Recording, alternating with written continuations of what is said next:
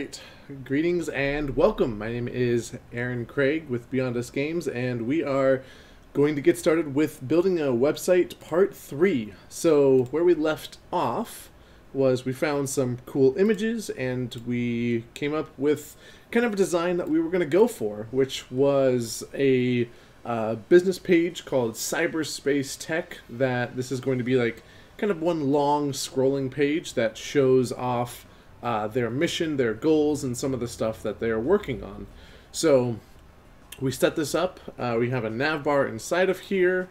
We have some really bright text, and this is all also usable for mobile, and it looks really great on here. So that's what we've got going on right now. So let's go ahead and keep it up. What we're going to do is set up some more images, some more rows that we already have like this. Maybe put some more text in here to fill this up. But yeah, if you have any suggestions about what you want to see, feel free to let me know. I would love to hear them because we're getting pretty close now, and I'm not sure how much more than that we'll really have to do on here, because I think once we have... sorry, I'm trying to get the volume right because this specific song is just really loud, I guess. Okay. Because once we have this set up, there's going to be not that much more to do unless you have something specific you want to see. This tutorial is supposed to be super basic, just teaching you the beginners of HTML and CSS with a little bit of Bootstrap in there because Bootstrap is awesome. So once we're done with that, I'm not sure what we're going to do next, so if you want to see something else from there, let me know. Okay, so down here we have our first row. This is, so we have the image here and the text there. So we'll go ahead and set up some more stuff. Now, one thing that I found questioning when I'm doing my own stuff is, if we have a row, and we've talked about this before, you have 12 sections altogether. So inside of this row there's a class that has column large 6 and column large 6, which make 12. I've been wondering what the best practice is specifically inside of Bootstrap. If you want to add basically more rows, do I need to make another div entirely inside of here, call it row and do that, or can I add another couple of divs down here that add up to 12, and Bootstrap is going to know that that's actually, like, you know, since the first two are 12, that's the first row. Since these next three add up to 12, those are them. Or is it best practice to make an entirely new row every single time we do it? So I wanted to take a quick second and actually look that up. Bootstrap best practices row. Multiple rows. Let's just see if they have something specific on here. Not against the rules. Let's take a look at what this person says. Third point. Grid options.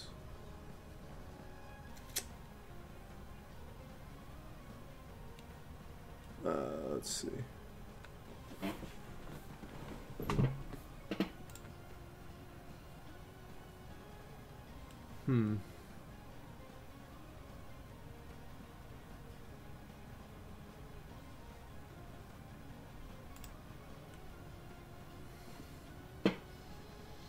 Well,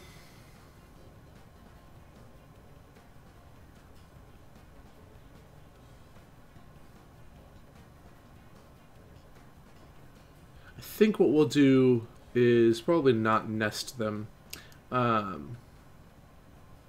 but not a best practice as per the guidelines. Okay, so that's something that's good to know. I think that it can work because I've actually done it before and it does work, but we will stick to best practices here and make it so that we actually make an entirely new row.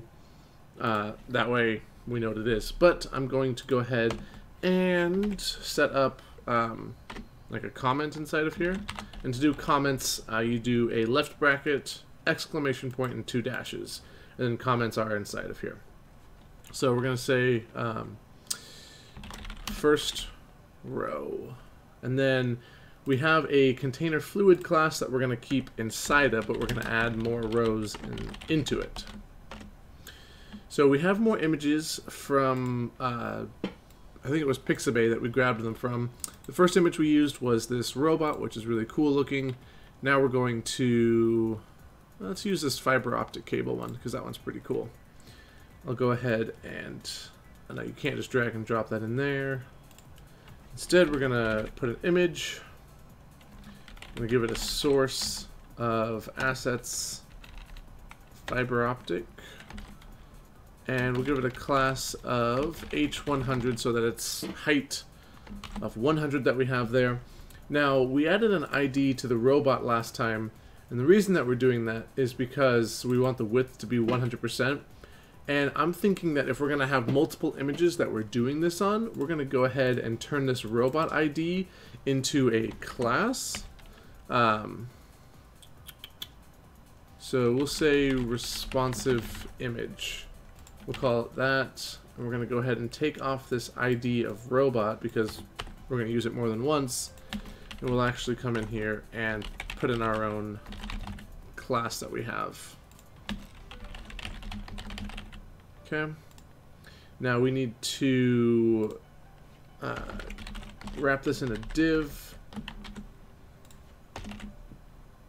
and format that correctly, and we'll go ahead and set up this to be the column large.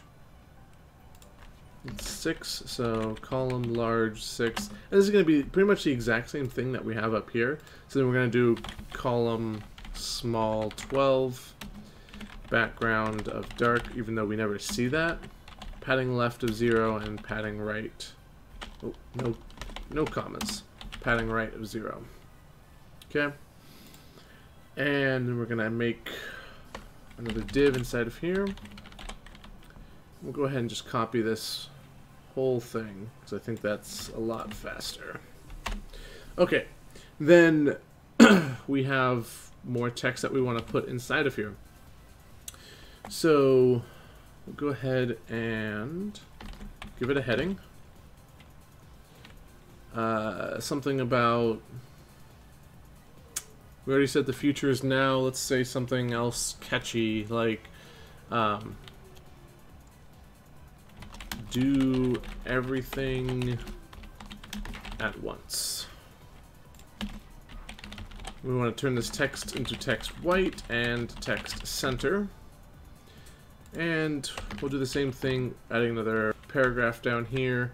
Lorem times, let's do lorem times 10. Ooh, too much. That's not exactly what I want to do there. So, lorem. Yeah, okay. So, part of Emmet's really cool power is that you can actually turn sets of like brackets, and you can multiply those, which is what it did there. But I don't want lorem brackets. For some reason, it is thinking that I want brackets in there, and I don't know why.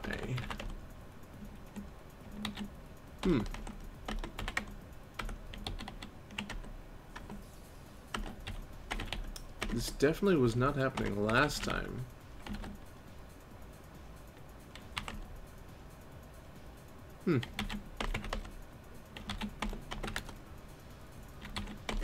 Guess you can do up to 4, up to 5, up to... Okay, weird. Okay, so it looks like that's just acting kind of strange. Let's go ahead and give this a class of text white as well, and call that good there. Now let's go ahead and preview this.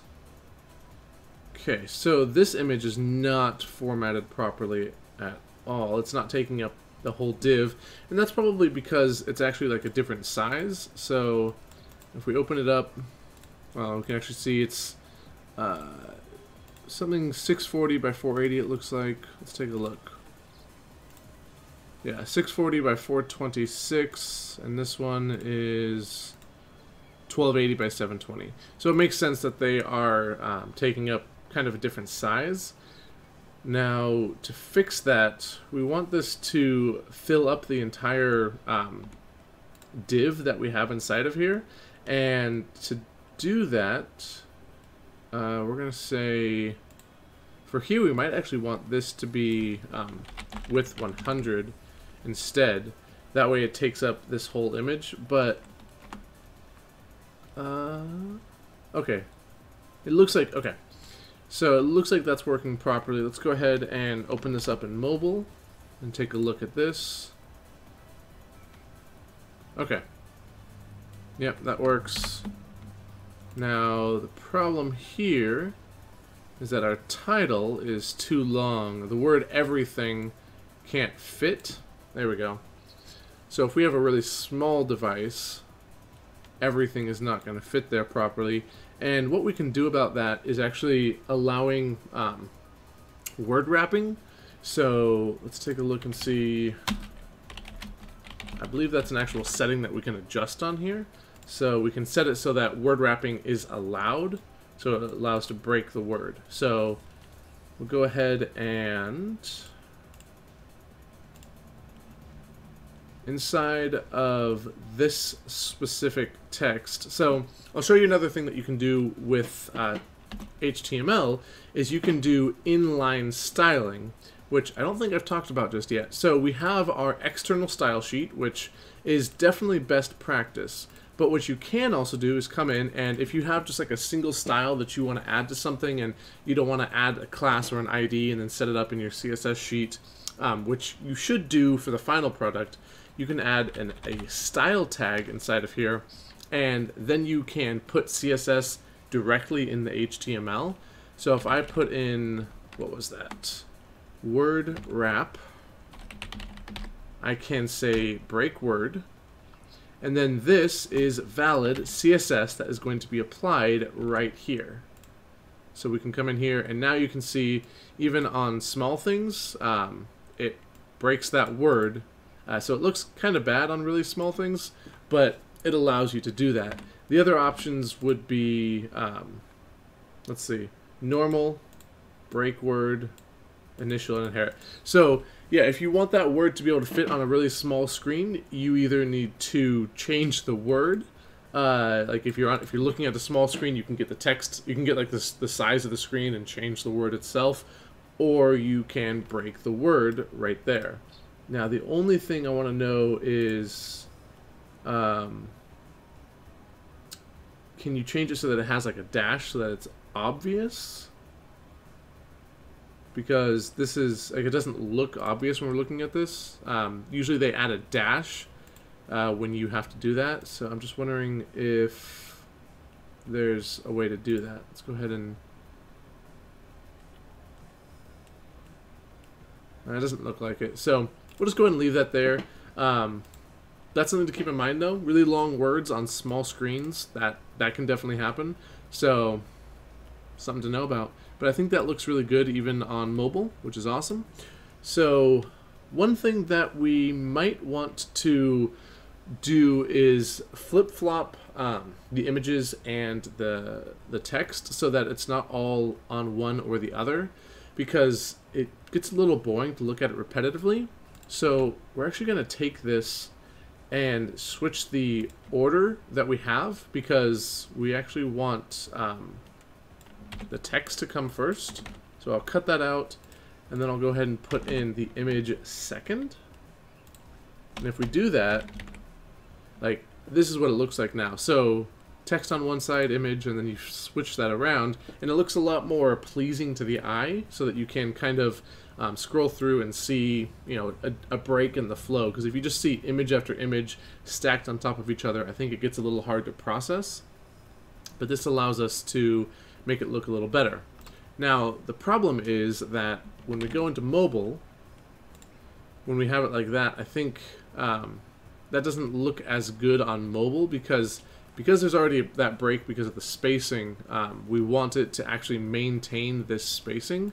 So one thing that we can do, which Bootstrap allows us to do, is set an order based on the screen size, which is really, really great.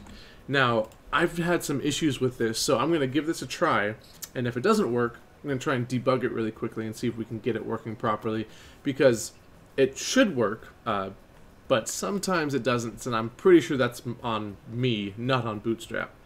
So the way we do that is by adding a class to this row, and we're going to say order, and you have order 1 through 12 regularly. So you can just set that normal. So that normally works fine. So if I was to say this is actually order 1, and this div was order 0, then we come in here and you can see that now the image is first and that's second. Obviously we don't want that. We moved our code around so that it's specifically not like that. Instead, we actually want to come in here and say order small 1, and then this is order small 0. So we now, okay. So we do actually are going to need to have an order small and an order large in here, because otherwise that order small overrides it all. So we're going to say order large 0 and an order large 1. Okay, so on large screens, there it is. We'll go ahead and shift this to our mobile view. And you can see that now that is still at the bottom. And that's the problem that I've had, is that the order just doesn't seem to function properly once you get to different sizes. And I don't know why. So let's go ahead and take a quick look at that, because it's definitely a thing, and it would be very useful to have that working properly. And I'm sure that once we know how, it will. So let's see if we can figure this out, because I've had a lot of issues. So use order for controlling the visual order. Includes support for 1 through 12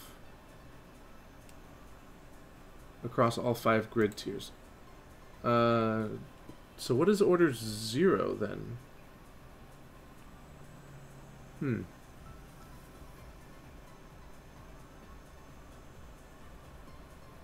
Okay.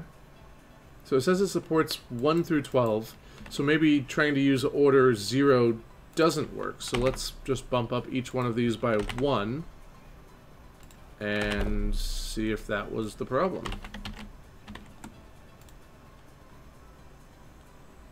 Okay, so it still works fine on there. I mean, that's how it should look. But the image is still coming at the bottom there, so that's not properly. Okay. And it doesn't look like they have much on it, because then they just go straight into another section there. So let's do a look and see if anyone else had this specific problem.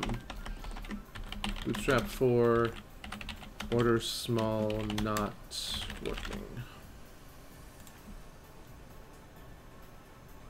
Alright, here is Stack Overflow.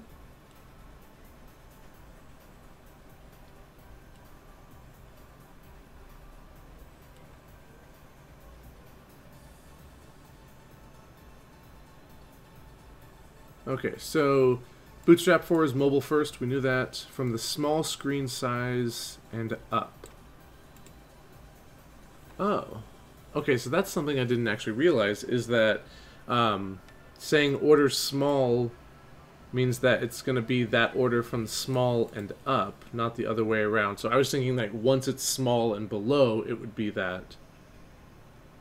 To solve the issue, you add order small first, order medium second. Okay, so we only have 2, so that works fine. So I'll say order small first, order small last. No, we want this one to be order small first and this one to be last. Right? Let's take a look. Order first, order medium 2. Okay, so we want this to be medium and up. Yeah, that still works. And then what if we just said order last? and just said order first. Oh, okay. That actually seems to work then. So then we have our image first, then our text, image, text, and on large, it's exactly the way it should be. Okay. So Bootstrap ordering is a little different than I thought it was, but it looks like by adding in, we can use order last and order first and set the medium one here, and then they show up differently based on the screen size, which is exactly what we want. So we can continue to alternate this image and the text here, which is really great. So that, I think that looks really cool, and we can continue to add more things inside of here, but because I want to show off some more tags, let's go ahead and keep this description that we've got. I think alternating more tags would just be a waste of time because you kind of get the idea. Let's do something different inside of here and add a full width row that has an embedded video, because video on the web is fairly common, and using embedded video from like YouTube, Vimeo, something like that, you'll probably end up doing a fair bit, unless you actually like use an API and grab the video yourself and then show it that way, which you can also do. So let's go ahead and make another div, call it a row, and this one is going to be a video. And I'm going to show you another way of using the column classes here, because so far we've been putting everything inside of divs, which is a very common practice, but you can also apply the columns directly to like an H1 or an image or something like that. So on these ones over here, we don't technically have to have a div. Like if we replaced these classes inside of the image, then I think it would still work fairly well.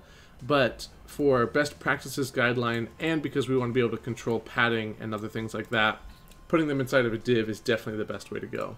But we're going to try doing this here, and we'll give it a column large 12 so that it's just always taking up the whole thing. Although we'll do 8, and then we'll actually do we'll center this. Now, to do a video, you can either have a video that you've uploaded yourself, or you can embed it from somewhere else. So if we want to embed a video, let's go ahead and take a look at HTML video and see what they've got here. So in HTML5, video is significantly easier to work with. If you've ever done video and with HTML like 4 or before, that's probably been pretty difficult, but now it's not very hard. So you can see that if we use the video element, we can set the width and height ourselves. And there are a lot of different keywords that you can throw inside of here, such as controls to allow you to do that. Then you can also have things like autoplay. That's one that you can do there. You can actually put the buttons inside of here if you're using JavaScript, which can be really great. That way it doesn't take up the screen real estate of the video, which is really cool. But we're not getting into JavaScript right now. But for what we're going to do is we're actually going to give it a source, and we're going to see if that source can be online. Otherwise, when you go to YouTube, you can actually like embed a video. So if well, I like Avatar, maybe you've seen it before. So if I click on this, we can come in here and we can share this. So we can actually get an embed share link, and this gives us an iframe. So this has a width and a height already built in. And the thing about iframes is that they are basically taking a part of a website, a part of another website, and integrating it into yours. And a lot of times, you really don't have any control over how that looks. It might give you a few options, like I can show player controls or not. But other than that, like when you embed something, you are totally allowing, like you're giving complete control of that element to another website, and that's kind of just how it works. So we don't have a local video, so I'm just gonna embed this one right here. So this is going to be our iframe, and you can see that it has a frame border. It allows certain features. It has autoplay on, or it allows autoplay, and it allows full screen. So a lot of these things you're not going to need to know about. It's kind of making it work great for the phone, like the gyroscope, picture-in-picture, stuff like that, if certain phones support that. It has the width and height set automatically, which you might not want. What I'm going to do is set the class equal to column large 8, and we're going to set background equal to dark. And let's see how that looks. I think we're going to need to wrap it in a div, but let's find out. Okay, so here is the actual iframe. You can see that it doesn't look great.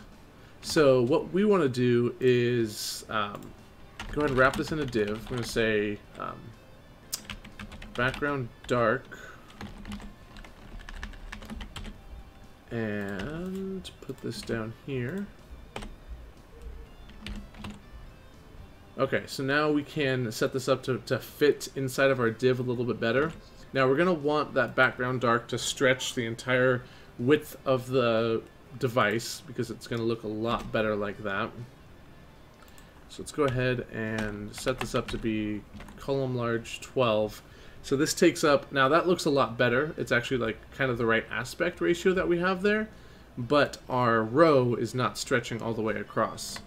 So let's take a quick look at this and see. So here's our entire row, but our row is not background dark. So let's actually make this background dark specifically, and there we go. Now let's text center this div.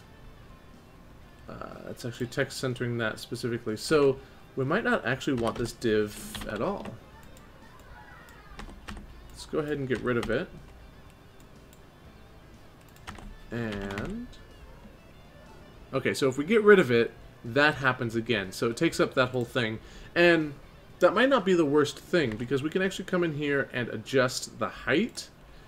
Change this to like 715. And then kind of like takes up that whole section. So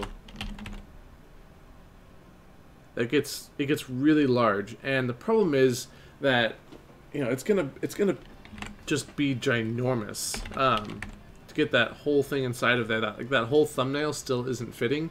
And that's because it's not nested inside of anything. It takes up this whole section by itself. So we could play around with some of the attributes inside of here. But when you start working with iframes, it becomes really difficult, because this is our iframe. And let's see if we can set the height to, let's see, auto height. This is the height that it becomes right there. We could try setting height equal to inherit, which is kind of the exact same thing. We could set the width equal to 100%, maybe? Nope, that doesn't do anything either. What about width auto? No. So the problem here is that it doesn't have anything to know how large it's supposed to be. So we actually are going to need this div, because then the iframe is wrapped inside of this div, and then we can adjust the iframe size based on the div that we have inside of there. And you can see, well, I messed with this height a bunch. Let's change that back to 315. You can see that now, because it's inside of that div, it now has an actual, you know, size and dimension that it follows properly. So we can adjust some of this width as well. So let's change this to like 960. Doesn't do anything, because now it's the height and everything is adjusting based on this div, which is fine. So let's go ahead and at least center it. So we have, here is the actual iframe itself, and this is the row. So to center this, let's play around with it. Text align center. Nope, doesn't work there. Let's try align content. Nope. Let's try align items. Nope.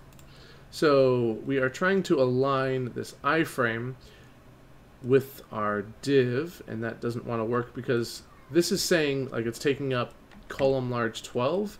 So let's get rid of that. What actually happens if we just erase that? Okay, that actually looks a lot nicer. And then we might be able to class equals text center. No, that didn't work there. Let's try putting that inside of here. Nah, nope, didn't work there either. A lot of this is just me playing around because I don't know everything about web design, and that's just how that works. But when you want to embed video, this is the way you have to do it. You have to work with it. There are other ways to get things centered as well. And we don't need to do it. It looks like I just needed to set that column so that the row itself knew that it was the width of the screen. And now we have an embedded video here. So it doesn't really fit with our theme, but it kind of shows how we want to do that. So if we were to actually like find cyberspace tech.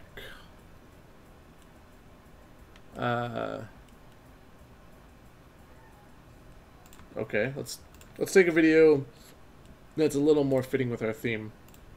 Take the embed, throw that in our code.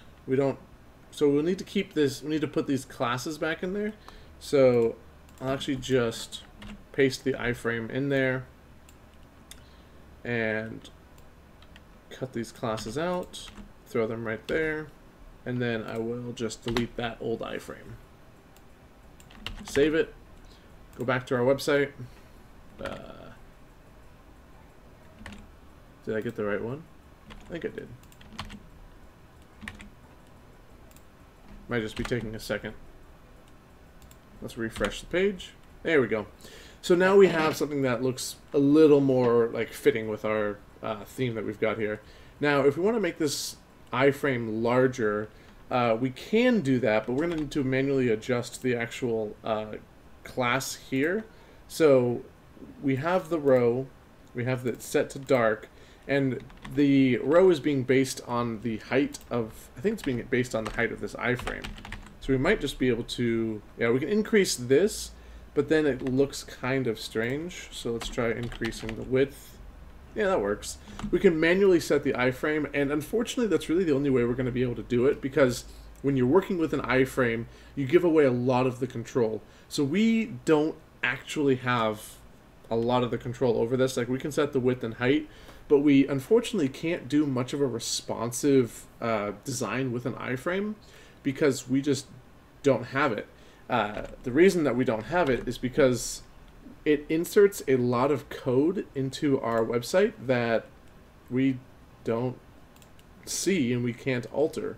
And we can take a look at that right here. So you see, here's the iframe, and that's all the code that we've set inside of it. But if we open up this iframe, it has all of this this extra code that is being inserted because it's an iframe, and we cannot change any of this. So it has tons and tons of extra code from YouTube, and we can't alter it. That's just kind of the way it is. We can adjust the width and height, and that's it. Sometimes when you are inputting an iframe, it will have options to like alter how the look of it on your website.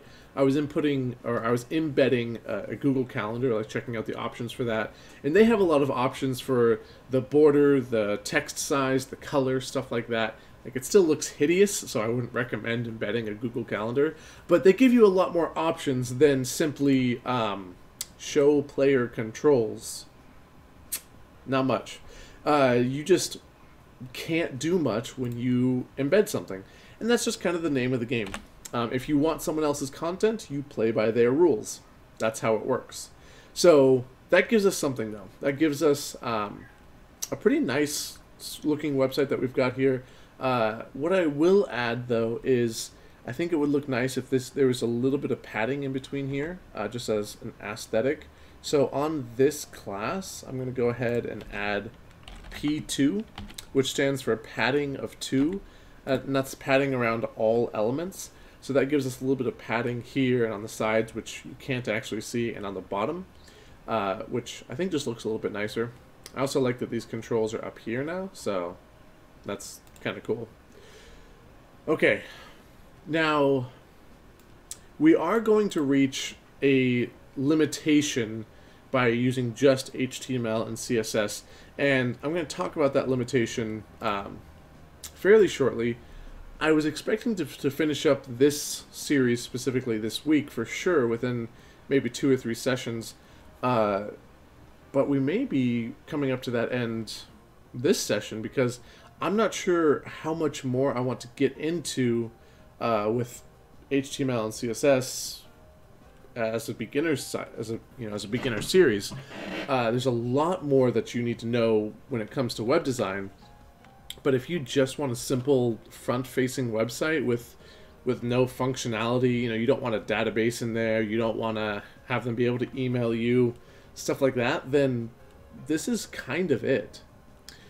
I guess I will show you the limitation, and I'll show you how to link to other pages inside of your website, and kind of why you need a framework behind HTML and CSS like PHP, ASP.NET, something like that. And I guess now is a good time as I need to show you. So we have a nav bar up here, and we can set this nav bar.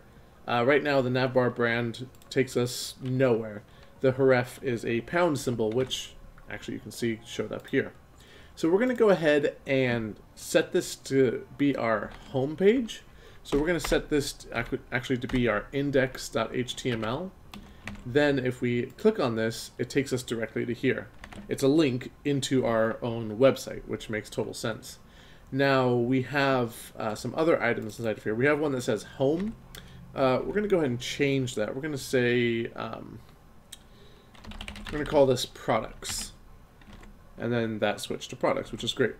Now, this is currently not linking to anything, and that's okay.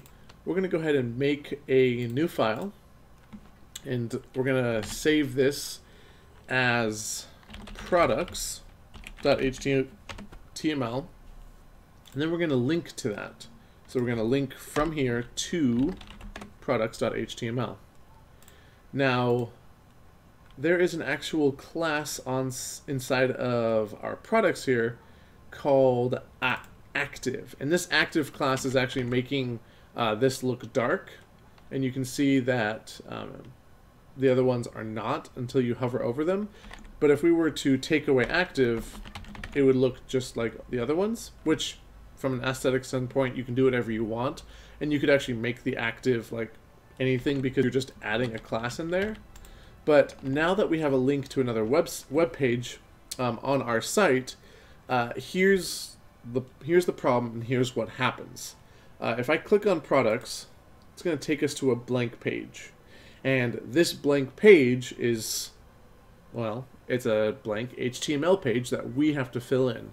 And for the most part, that makes sense. Each page that you navigate to, you're going to want to have different content on.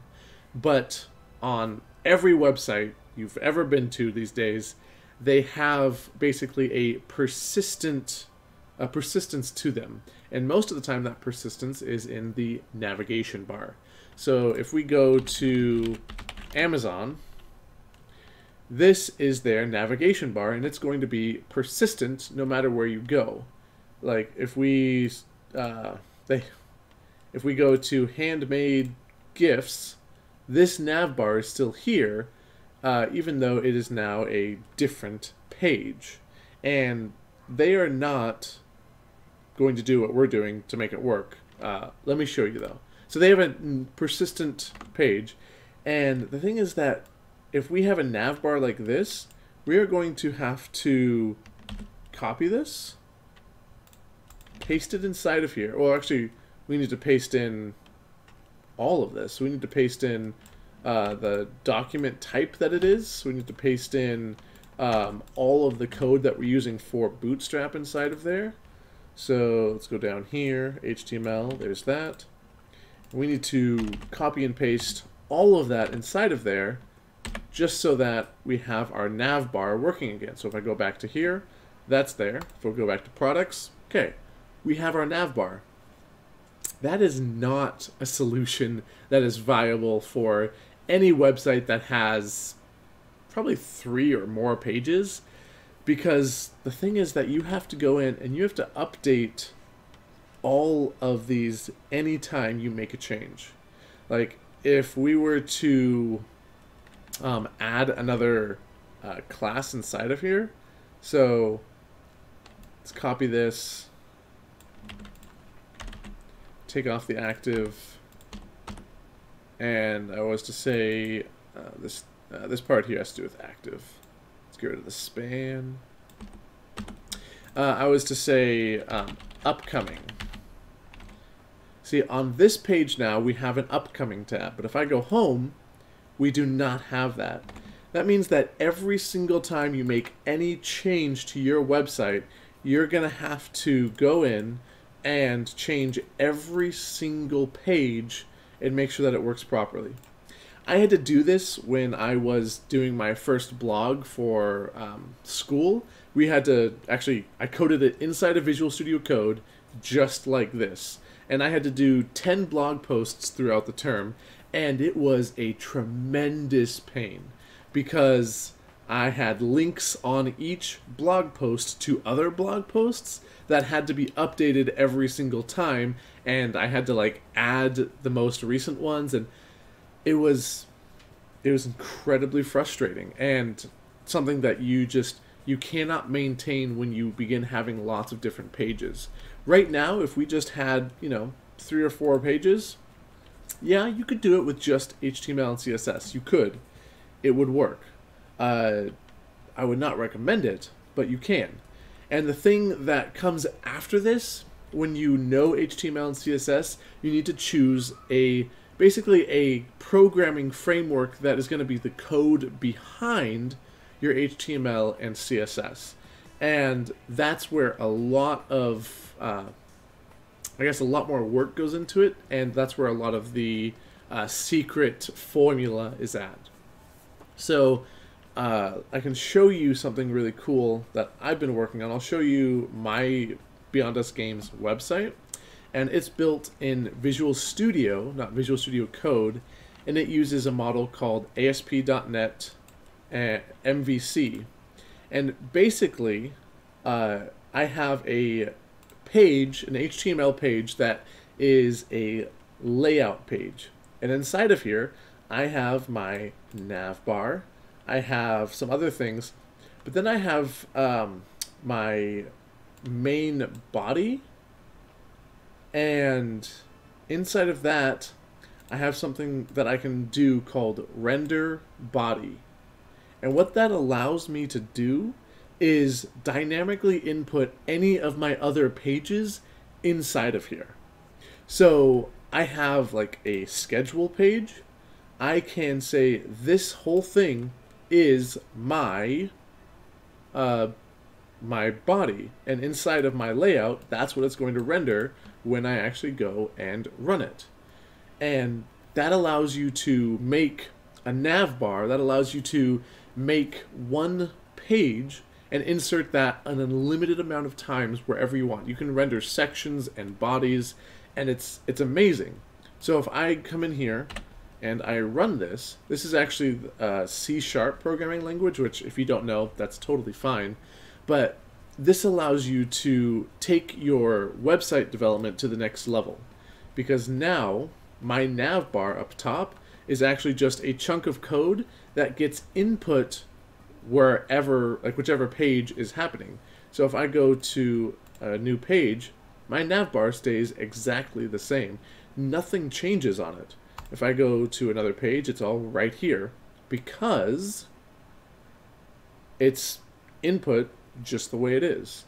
And that's the power of having a code behind that allows you to render sections into other web pages. And there's a lot more you can do with, I guess, frameworks than just that. But that's just one of the big things. And when you start building a large website, that's one of the huge limitations that you have. Having to update a nav bar every single time you add a new page and update that nav bar on every single page, it's just unfeasible. You're going to make a mistake somewhere. You're going to get bored of doing it. Something is going to go wrong. That's just the nature of the game. And so you need to choose a framework. So personally, I use ASP.NET with MVC. A lot of other people will use PHP. You could also just do WordPress if you want to kind of have that. You want to have less control over your website, but you want it to be like super simple and basic. WordPress doesn't allow you to use custom CSS unless you pay for it and stuff like that. So I wouldn't recommend that if you actually want to code your own websites. But this is the basics of everything you need to know to get out there and actually make your own website. This is HTML, CSS, using Bootstrap that is really great. All of this stuff is things I use every day. So don't think that you don't really have to know HTML and CSS, because it is still vitally important. You want to know how to work it, what to do with it, how to integrate it, and how to use media queries yourself, which are really great and useful. I definitely recommend reading up more about those if you want, if you're going to be using them. And yeah, like, that's really about it though. If you followed along, I guess for these 3 parts, around 3.5, 4 hours I think I've done so far, that's the basics of HTML and CSS and building a website. Once you have that, you just find someone to host it, like GoDaddy, 1&1, SiteGround, HostGator, any place like that. You can just upload your code and get it working. In fact, if you're just using HTML and CSS, you can use, I think, any hosting site that you want, because it doesn't matter. Now, for what I use, I have to actually go in and say ASP.NET hosting GoDaddy, like if I want to use them, because it is a specific kind of hosting, and I've had problems with this when I was actually uploading websites myself, is I purchased the wrong type of hosting. It doesn't work with all kinds. The website, or the hosting site SiteGround, I've heard is really, really great, but they don't have Windows hosting that I can use. It's not something that will work for me. I cannot use their website, or I cannot use their hosting with the type of code that I use for my framework. That's just one of the limitations that I have, and one of the limitations that is out there. But if you're just using HTML, CSS, you are simply uploading, you know, a couple HTML files and a CSS file. You're all done, and any hosting site ever can do that. So that's not too hard at all. But yeah, that's really all I have. So if you have anything that you want to see specifically, like still in this series, I would be up for doing another stream of it and covering those topics. But if not, then this is pretty nice. Like, I'm not a designer, but I think this looks pretty good. If this was like the homepage for cyberspace tech, I think that it's covering a lot of the stuff that you might want to know. It's pretty, it catches your eye, and it is mobile first, so it works on any size device except for that iframe. So that might be something to keep in mind, is that iframe is not going to look good on a smaller screen. And that also doesn't look great once we upgrade this. So depending on the size of the screen, it works better. So here we have a pretty, you know, here's like an iPad one, and that looks pretty good. Let's see. Here we go. So like here's an iPad. That doesn't look great. Okay, so maybe we're not done at all, because it looks like, oh no, this is just being cut off. That's why. Yeah, okay. Okay, so sometimes when you are resizing it, like dynamically, you need to like upload the page or refresh the page just a little bit. So the iframe itself doesn't look great, and that's probably something that you just want to have be a smaller size. But other than that, I think that this covers it fairly well. No, maybe not. You know, maybe it doesn't. Let's take a look at something really quick. Here's our media query. So the width should be going to 100%. So the height is 100% right now. Oh, gotcha. And that's because we didn't add in... We took off robot. Oh, we did add responsive image.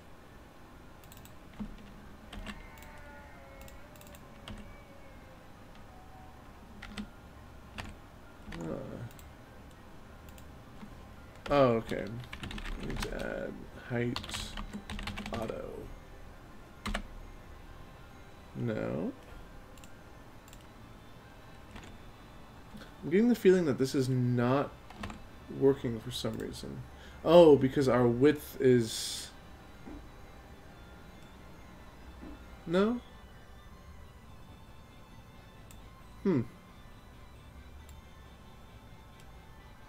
Weird.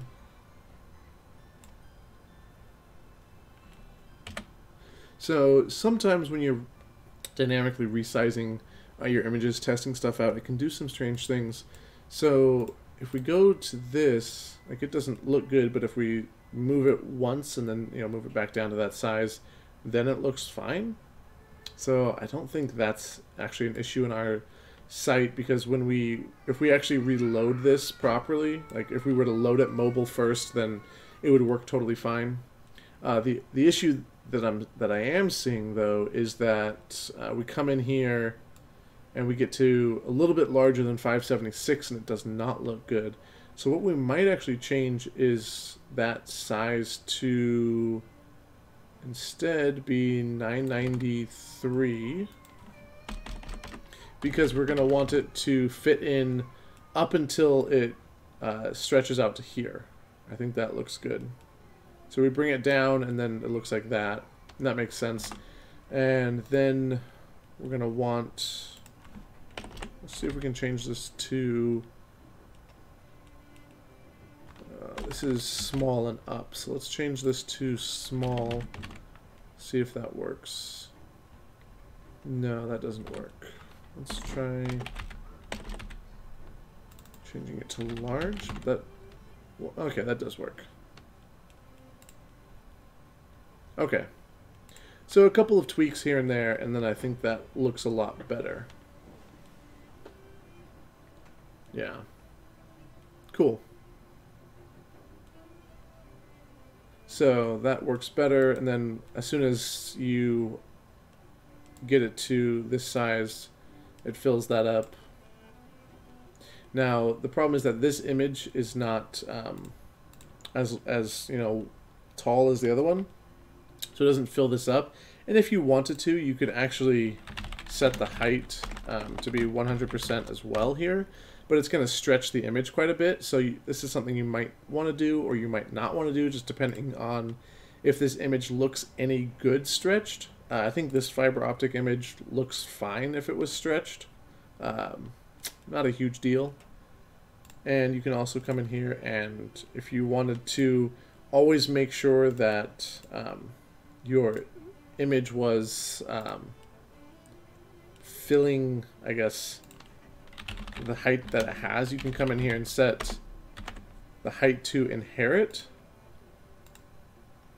Where is that at?